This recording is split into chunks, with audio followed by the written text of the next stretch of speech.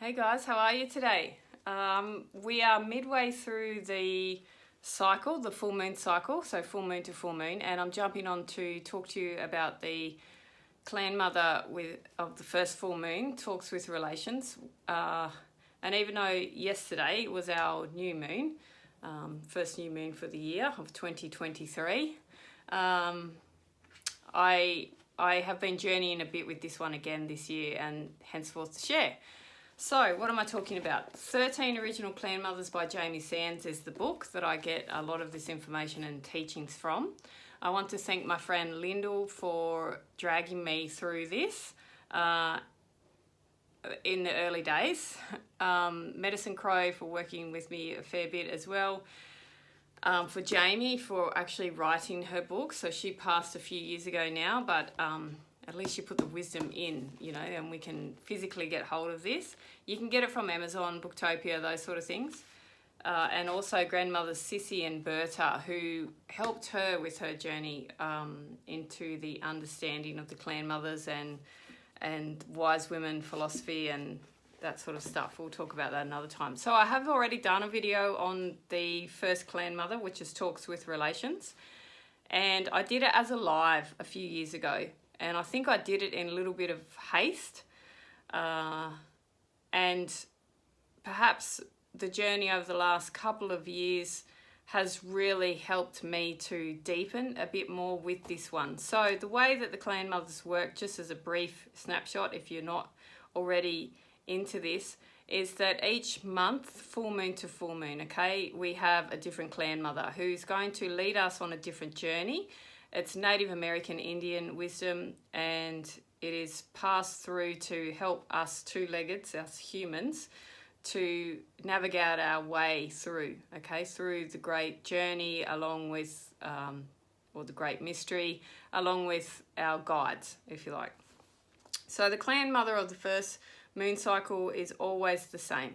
She pops in January, and it's with the January full moon. So the first full moon for each calendar year, it is all about talks with relations. And I wanted to do this video today because I've just been hearing so many different, how would you say it?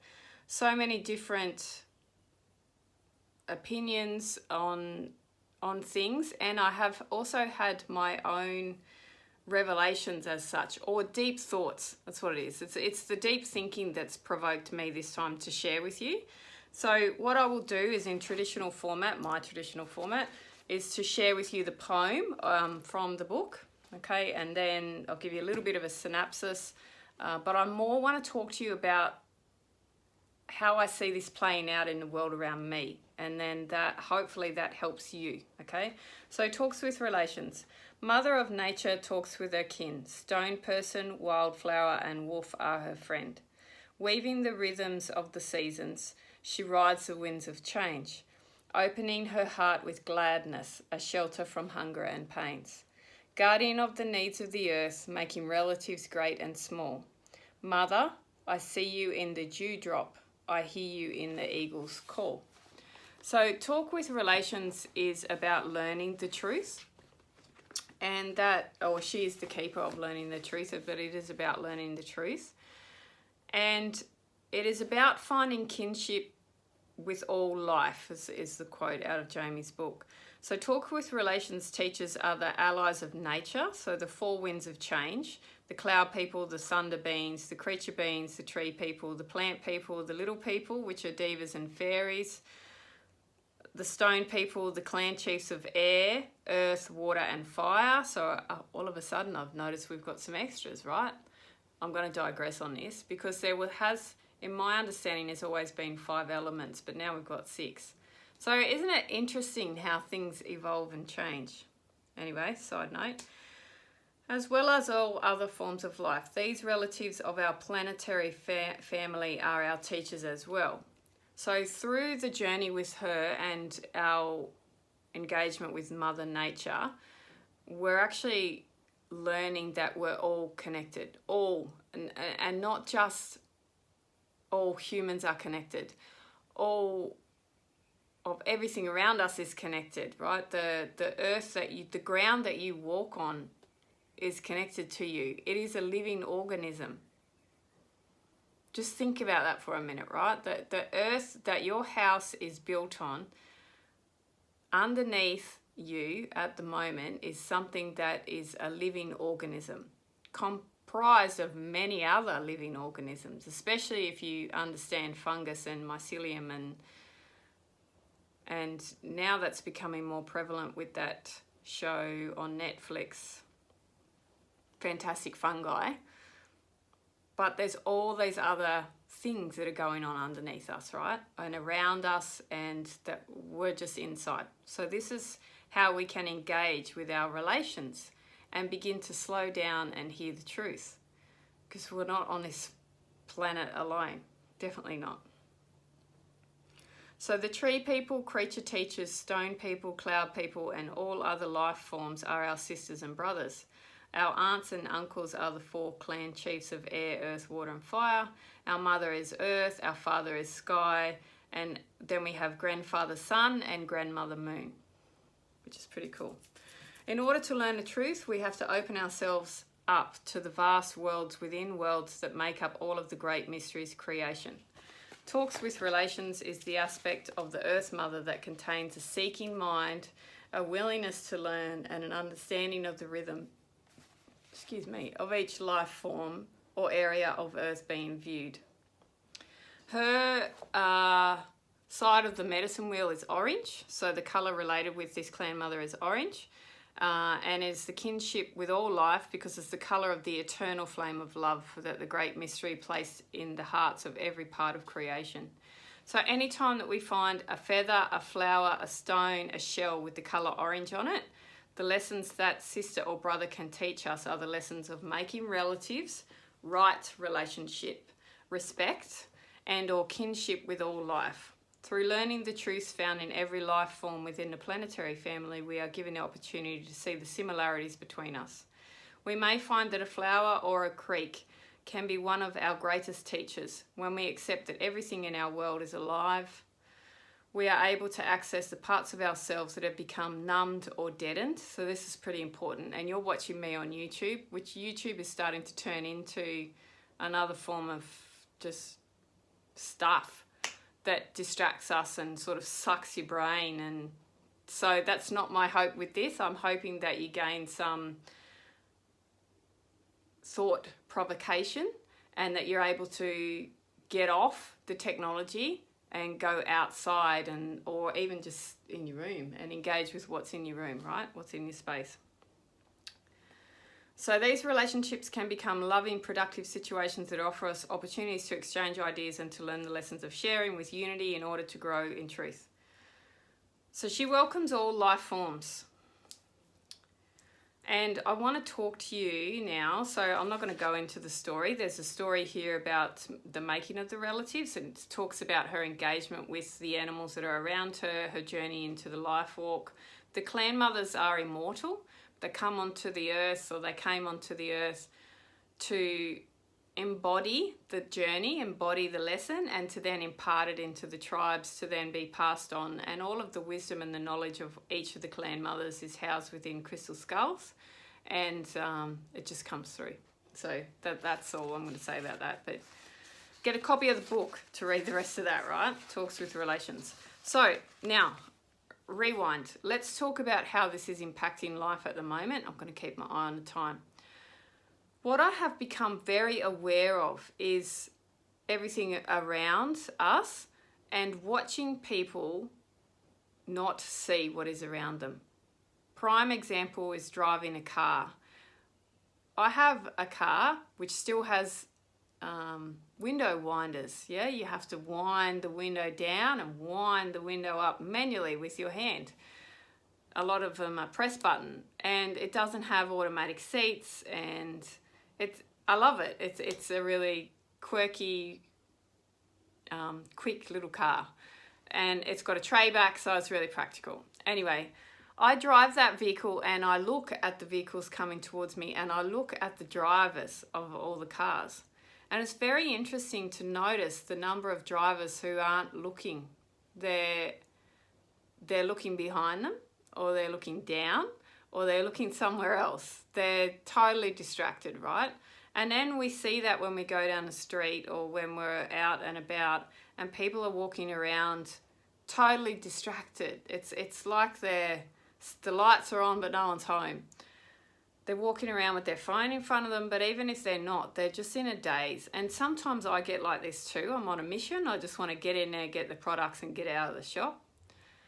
But this is all the time. So what I am noticing is that there is a big opportunity for us to connect in with our relations, so with the world that is around us, and to take notice and pay attention to things.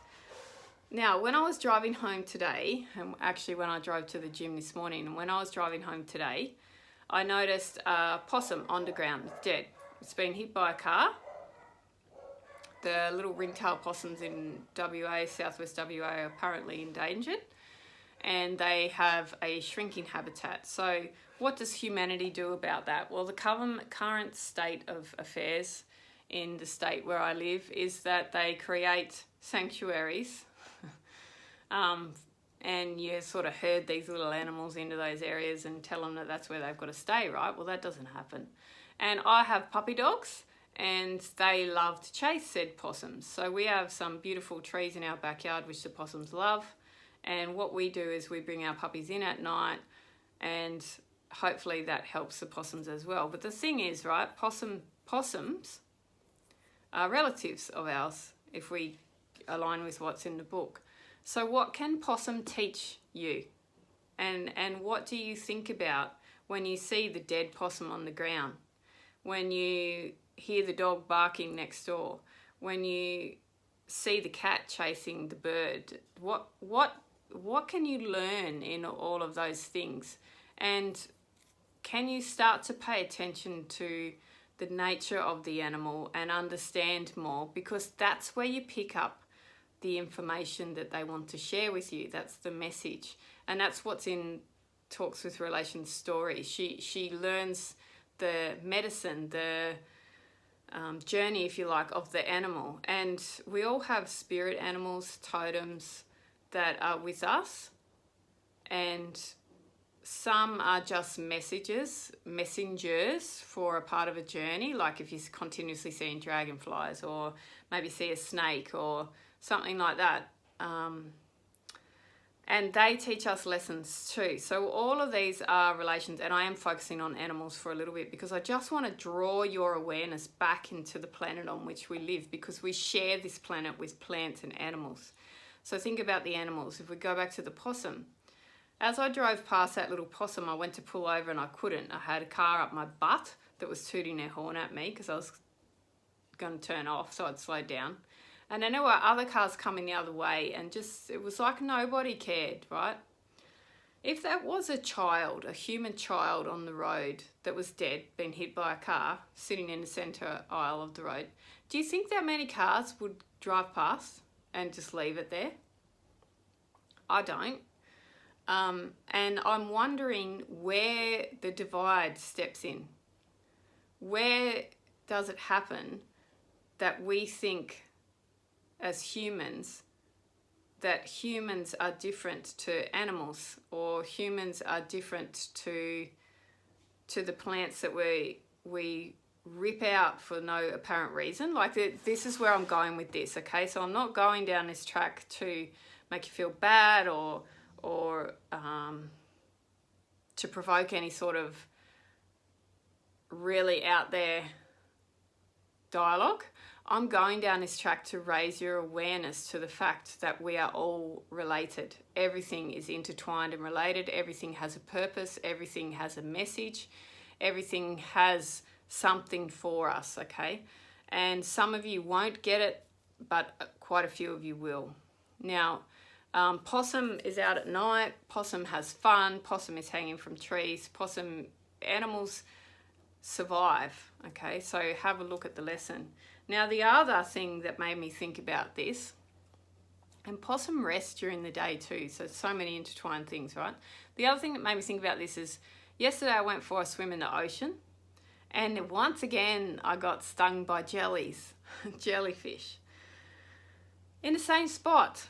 And they're stinging me on the arm, right in under here. So I now have a long sleeve suit that I can still swim in, but I sort of cottoned on and went, oh, okay, what's the message? What does jellyfish teach me? What can I learn from jellyfish? And of course, if you Google nowadays, you can find out just about everything. Whether it's true or not is another thing, but the information was there, right? So jelly,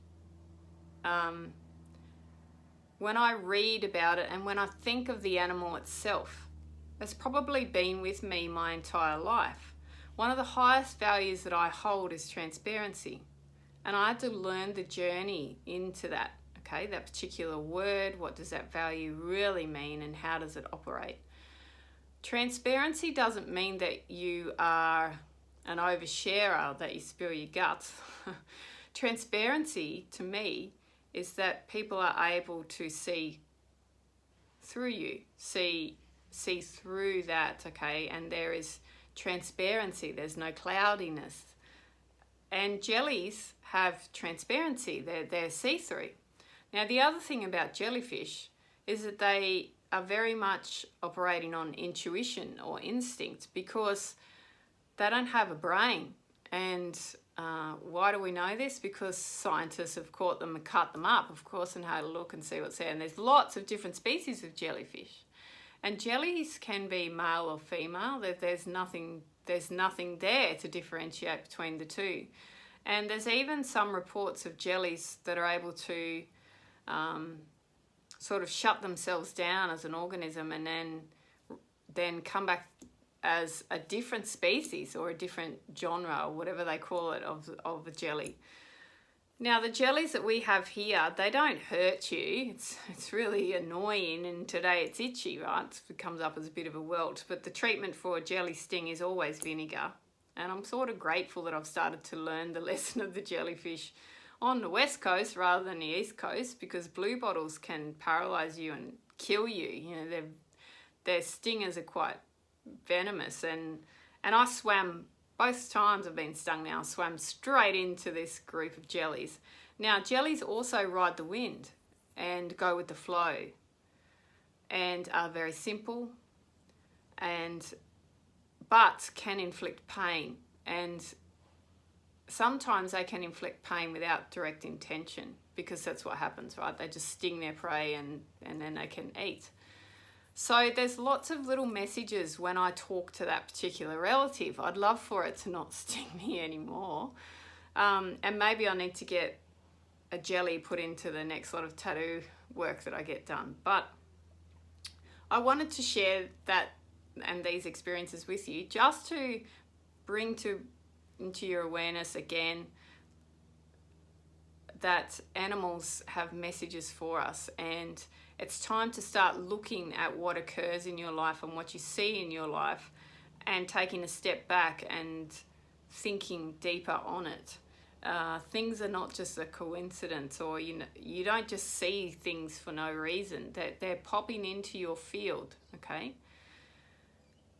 And this isn't for you, this sort of conversation, if you've listened this far in, it's 18 minutes, you're definitely interested in this sort of stuff. But this sort of conversation is not for you if you cannot let your mind drift and wander. Jelly message, yeah? We want to start to think about how can we create rhythm in our life and pay attention and blend with what is around us. And it can mean other humans too. But let's look at nature. And then the other thing that we want to do is become aware that the seasons are relatives as well, okay? So like they talk about, our aunts and uncles are the wind and the fire and the water and things. So how can we work with nature and knowing what season we're into, not just what somebody else tells us? Pay attention to how it feels.